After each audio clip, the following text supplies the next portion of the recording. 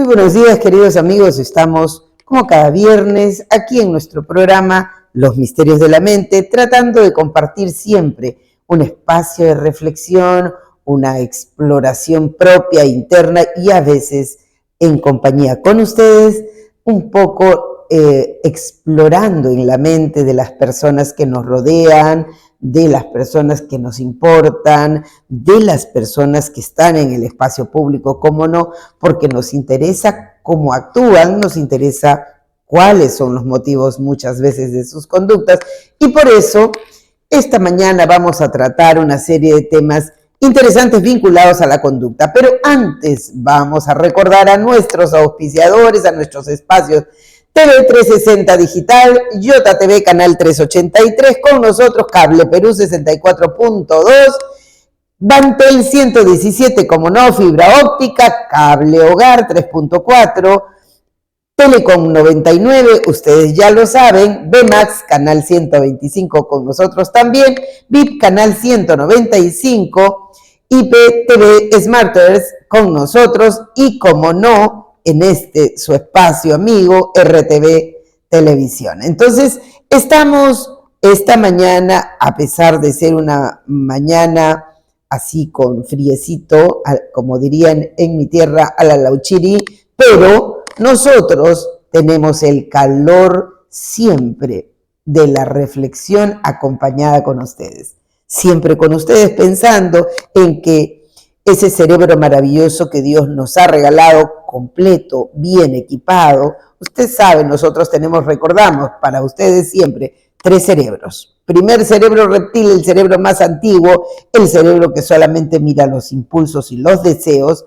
Años después aparece el cerebro límbico, recuerda, el cerebro de las emociones, que a veces nos termina gestionando más a las mujeres, por cierto, la mayor parte del tiempo. Por eso que las mujeres somos un poco más querendonas y a veces, solo a veces, un poco más lloronas, porque el cerebro límbico es el que predominantemente nos acompaña. Y estamos, años después, aparece el cerebro que nos clasifica como humanos per se, el cerebro razonante, el cerebro lógico, que es el cerebro cortical. Y miren ustedes, hoy vamos a examinar a la luz un poco de esta reflexión, de este recuerdo, cómo pasan las cosas en nuestro cerebro, que se traducen en nuestra conducta de una manera frontal, que nosotros vamos a poder cotejarlo, vamos a observar. Y yo quiero que ustedes recuerden, porque estos días pasados, hace poquito nomás, hemos podido notar la conducta de la señora Boluarte respecto del incidente, por decirlo de alguna manera, por eso el título se llama Emoción Culpable. No exactamente, nosotros lo podemos mirar de repente como culpa, pero lo vamos a examinar junto con ustedes. De repente una emoción culpable o tal vez simple irritabilidad, o es que a veces nuestro cerebro nos juega una mala pasada y nos pone en evidencia sin que nos demos cuenta.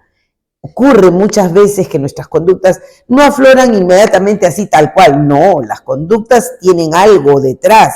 Antes que aparezca y se desencadena la conducta, hay necesariamente una emoción y un pensamiento. Ese pensamiento, esa emoción es lo que empuja y desencadena la conducta. La conducta no aparece de la nada, así, no. Ciertamente puede ser una conducta verbal, puede ser un gesto, puede ser un comportamiento, puede ser una expresión, puede ser un insulto, ¿cómo no? Todo eso tiene detrás una razón que lo empuja para que ésta desencadene en una reacción que todos podemos observar.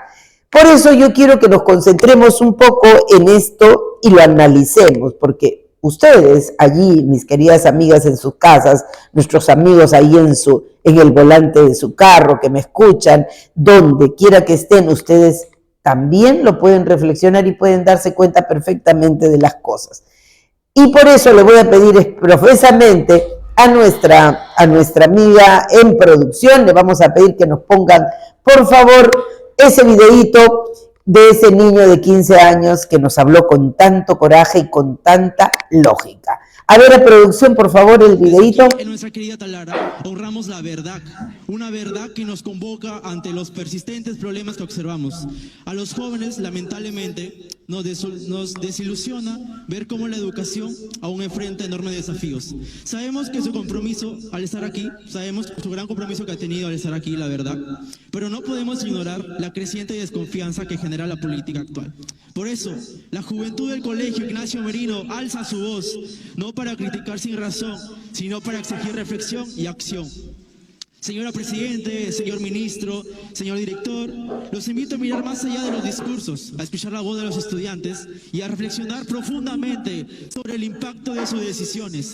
Es hora de un verdadero cambio, de un compromiso real con las necesidades de nuestro pueblo. La juventud peruana espera con esperanza y exigencia un gobierno a la altura de nuestros sueños. Muchas gracias. A pesar de algunas voces que todo lo ven mal, desde su corazón desleal con el desarrollo de la patria, todo critican, que son ciegos ante las obras, pero sí no son mudos para las críticas.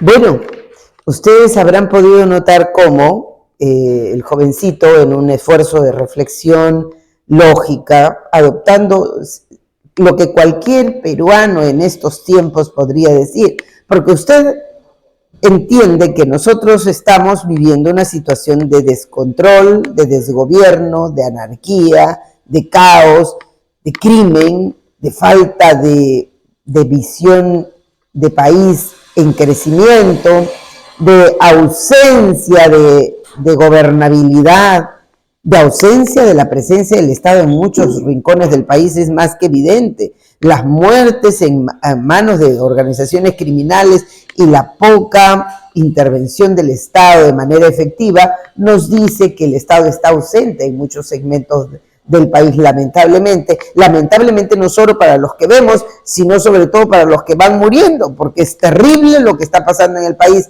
Teníamos 6 muertos por día y ahora esa cifra tiene peligro de aumentar. Desgraciadamente, lo que se está haciendo tal vez no es suficiente o se está haciendo tan mal que no tiene resultados efectivos o no se está haciendo nada. Pero lo cierto es que el Perú tiene graves problemas. Hemos podido notar cómo, por ejemplo, esta pugna por el Ministerio Público, como si fuera un botín, lo dije hace unos días, no sé, salte tú, me quiero meter yo, bueno, ya, ¿por qué la pelea por el Ministerio Público? ¿Usted cree que esto es una casualidad? No, ¿verdad?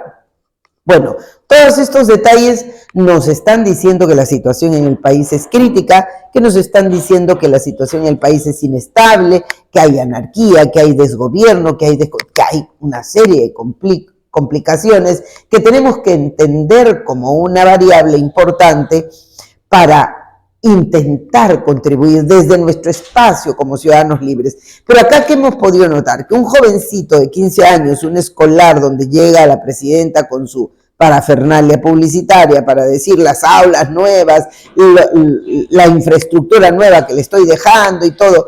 Entonces, el jovencito que es invitado porque es el alcalde, es una autoridad escolar, tiene que hablar por cómo sienten los escolares al Perú que vive en este momento. ¿Cómo están sintiendo los escolares al Perú? ¿Lo ven al Perú como un país en crecimiento, sólido, firme, confiable? ¿O ven al país como un país que está luchando por sobrevivir? Felizmente la economía va marchando, pero tenemos graves dificultades para el manejo del gasto público, tenemos graves dificultades para que la gente sienta que este es un país en crecimiento. Tenemos muchas dificultades, sentimos, y hay muchos jóvenes, yo hablaba con ellos hace un par de días y me decían, no, yo quiero terminar nomás y me voy a estudiar al extranjero y ya no regreso más. Quieren irse, aunque sea acá al país vecino, a cualquier lado, pero no quieren estar en el Perú porque tienen miedo.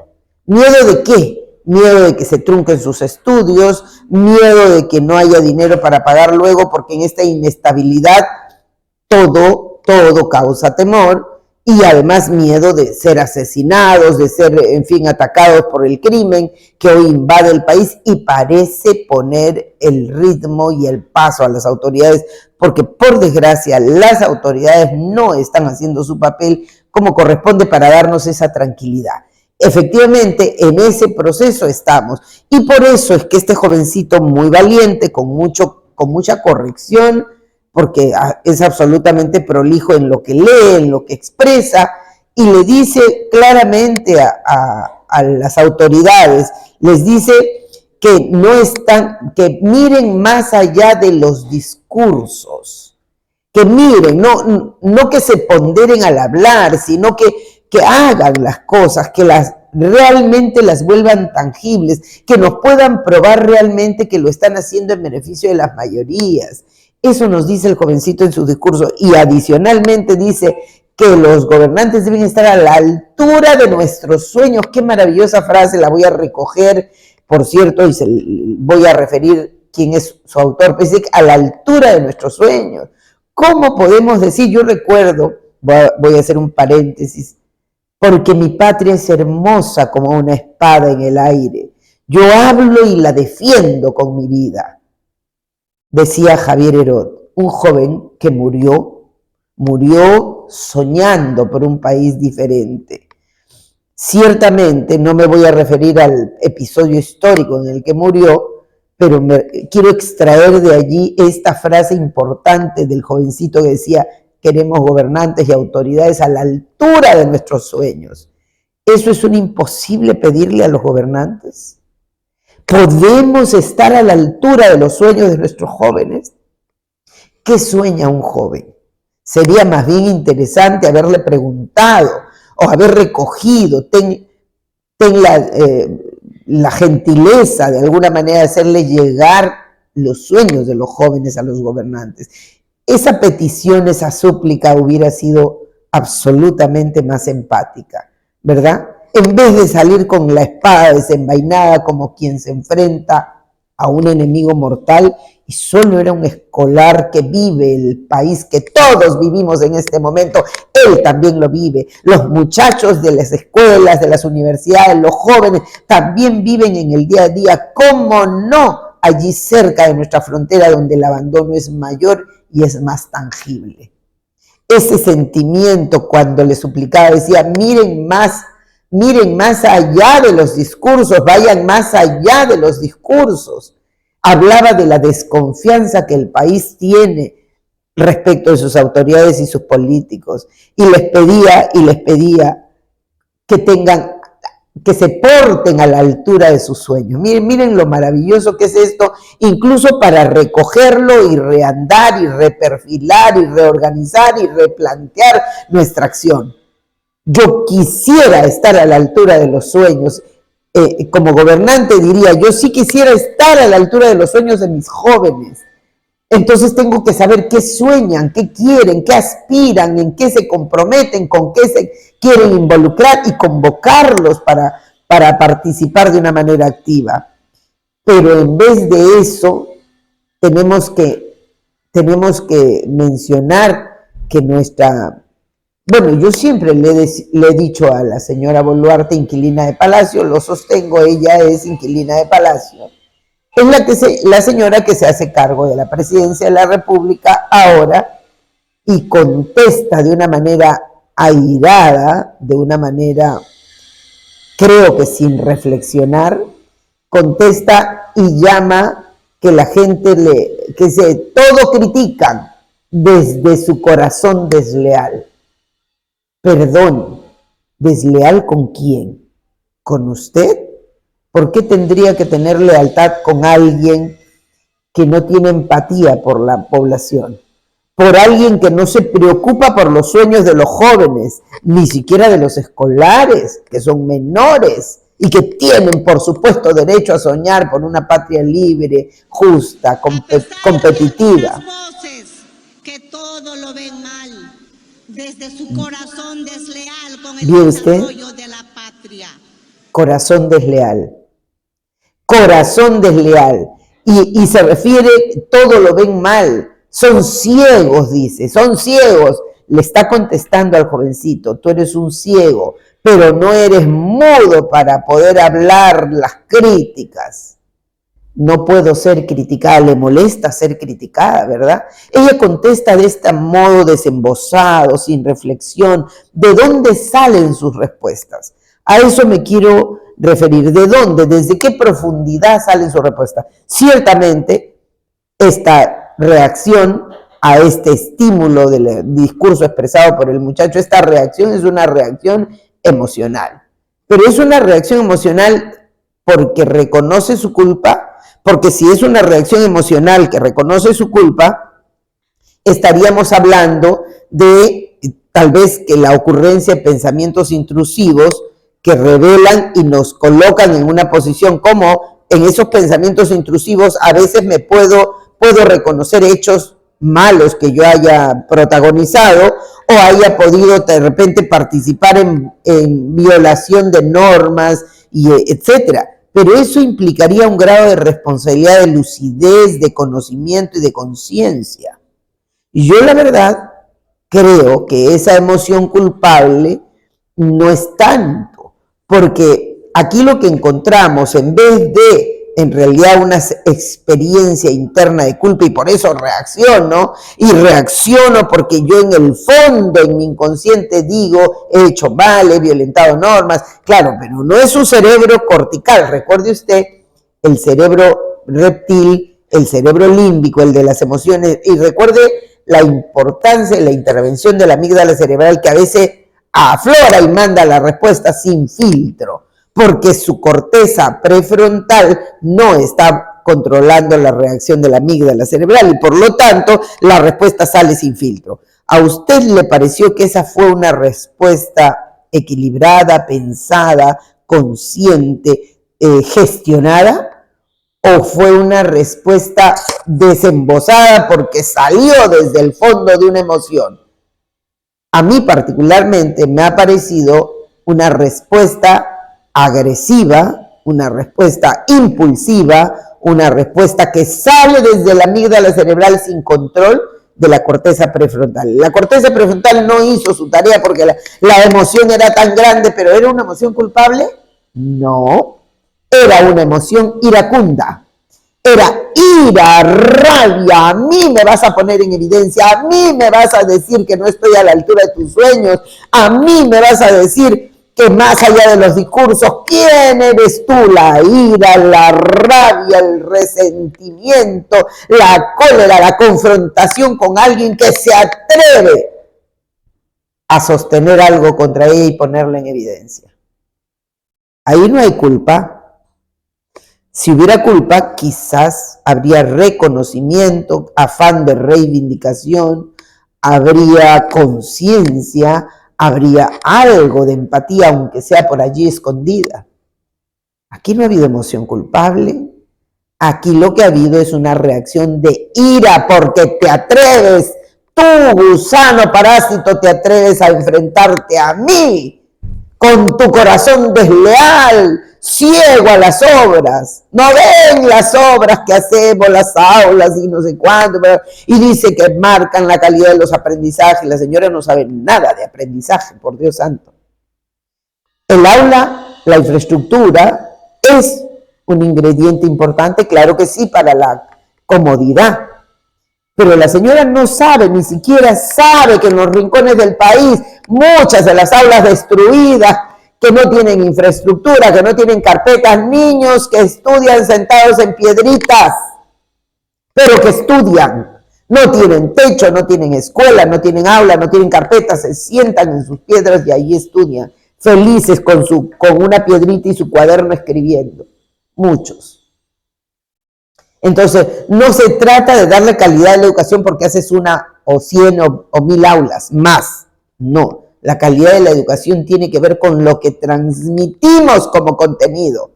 ¿Qué le transmitimos como contenido en las aulas, señora Boluarte? Usted sabe, una serie de mentiras también, mentiras que han sido convertidas a lo largo y ancho de nuestra historia republicana, convertidas, por supuesto, en historias manidas, manipuladas, que a la larga terminamos redescubriendo como historias manipuladas, como verdades manipuladas, muchas de ellas.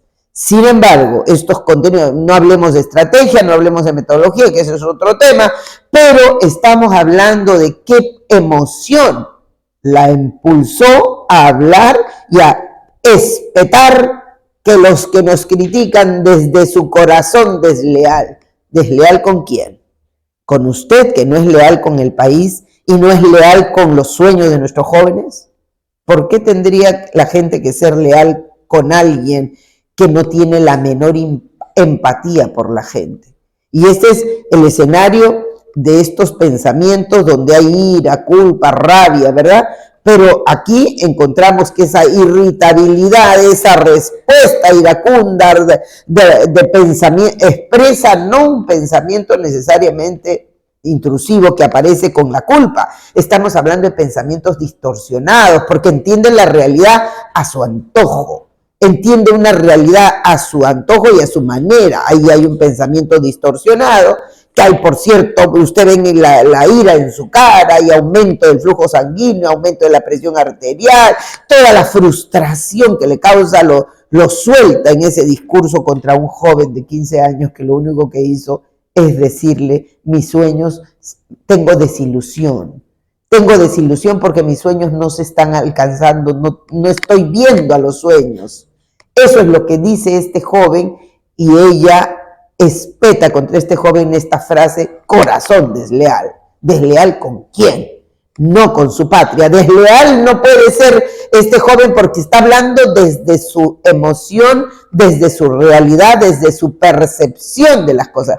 Está siendo leal, profundamente leal con su escuela, con sus maestros, con sus compañeros, con los peruanos de toda la República. Está siendo leal porque a través de su boca y de su discurso están hablando miles de estudiantes a lo largo del territorio nacional. Y están expresándose a través de esa voz también los maestros que han sido golpeados en estas pruebas de resistencia cada vez que alguien organizó una marcha.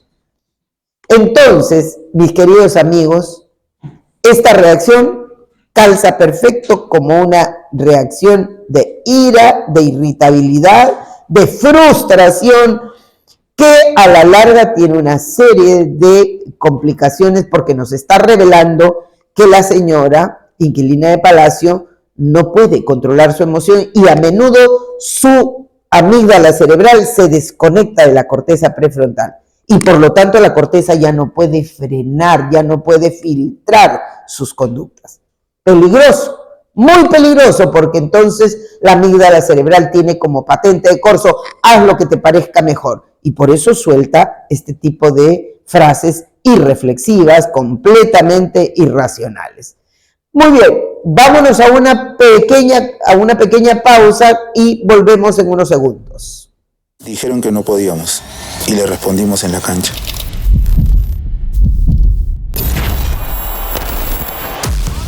Dijeron que no podíamos ponernos el equipo al hombro. Dijeron que no podíamos llegar tan lejos. Y dijeron que no podíamos hacer historia. ¡Esta pinta bien para Perú! Pero la hicimos y ahora es tiempo de contar una nueva historia. Y como las mejores historias y partidos, no la jugamos solos. Y estamos llegando a donde comenzará todo. Esta historia se juega en equipo y se ganará por goleada. Atrévete a crear tu historia. Vitel, tecnología para todos. ¿Sabías que tú puedes ponerle un alto al Congreso corrupto y a sus leyes a favor de la delincuencia? Aquí te cuento cómo. En un video anterior te hablé sobre todas las leyes pro crimen que este Congreso aprobó a beneficio suyo y de varias organizaciones criminales. Y como ellos no quieren dar marcha atrás a estas leyes, que tampoco se piden, hemos decidido hacer algo nosotros mismos. Por eso te presentamos esta iniciativa ciudadana para derogar todas las leyes pro crimen que este Congreso ha aprobado. El artículo 31 de esta Constitución permite que nosotros, la ciudadanía, nos organicemos para presentar iniciativas legislativas al Congreso.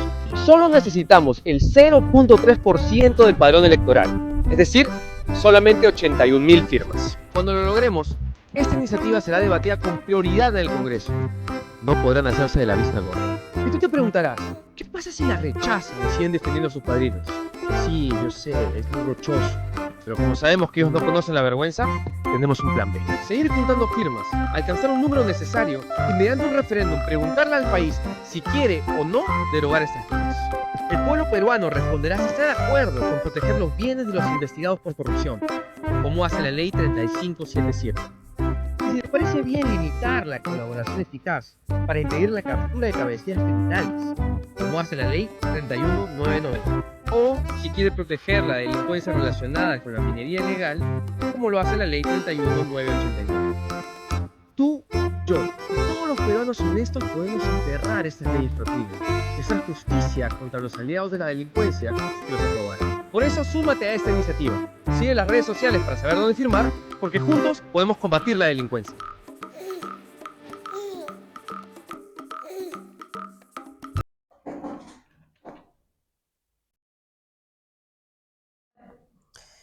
Muy bien, queridos amigos, estamos de regreso ya para ir terminando en nuestro espacio aquí. Estamos hablando un poco de cuáles son las reacciones emocionales que muchos seres humanos tenemos, que son lo que acontecen antes que la conducta aparezca. La conducta no aparece sola, no aparece por su cuenta. Hay como hilos que se mueven en nuestro cerebro detrás de la conducta y que terminan empujando a la conducta. ¿Qué ocurrió en el cerebro de la señora Boluarte antes de que le responda a este jovencito de esta manera? Probablemente en su discurso el jovencito puso en evidencia algo que es sensible.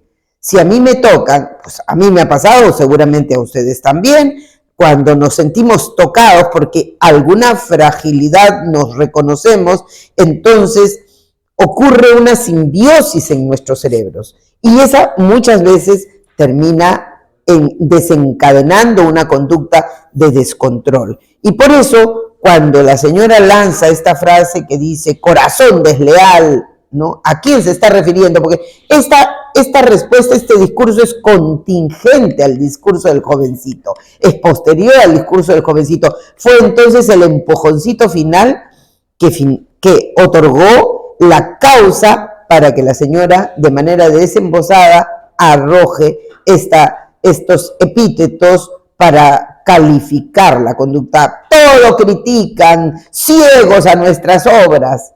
Ciegos a nuestras obras. O sea, la señora quiere que miremos las obras, las aulas, pero que no miremos los muertos, los más de 90 muertos que hemos tenido por causa de malas decisiones de nuestros gobernantes y de nuestras autoridades, que aún hoy no tienen cómo pagarse.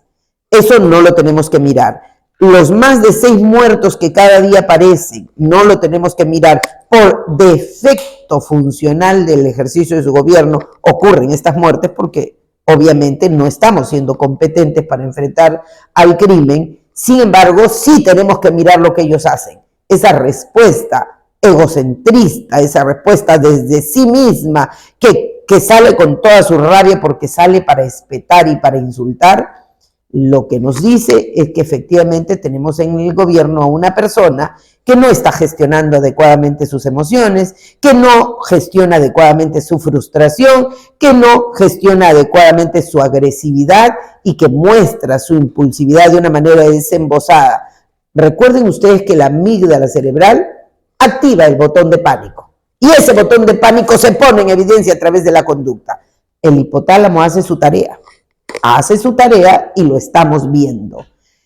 Muy bien, queridos amigos, estamos terminando así este programa de hoy, Los Misterios de la Mente. Ya ve usted que la mente tiene sus bemoles, por eso hay que gestionarla. No se olvide usted, queridos amigos, todos podemos tener rabia, todos podemos sentir irritabilidad, todos podemos tener una emoción complicada, pero tenemos que aprender a gestionarla. No se olvide de respirar profundamente, tomando aire por la nariz y soltando muy despacio por la boca para que su cerebro se llene de oxígeno y eso nos ayude a pensar mejor, a pensar con claridad y sobre todo a actuar con empatía, con prudencia, con respeto por los demás. Los demás merecen todo nuestro respeto, entonces así piensen diferente, así no convengan con mis intereses. Son seres humanos y hay que respetar. Respetar la otredad, reconociéndola, es un aspecto sensible de la salud mental.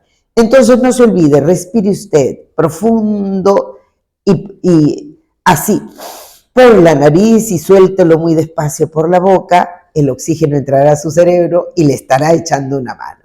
Muy bien, queridos amigos, nos vamos siempre con cosas interesantes para reflexionar. Hasta pronto.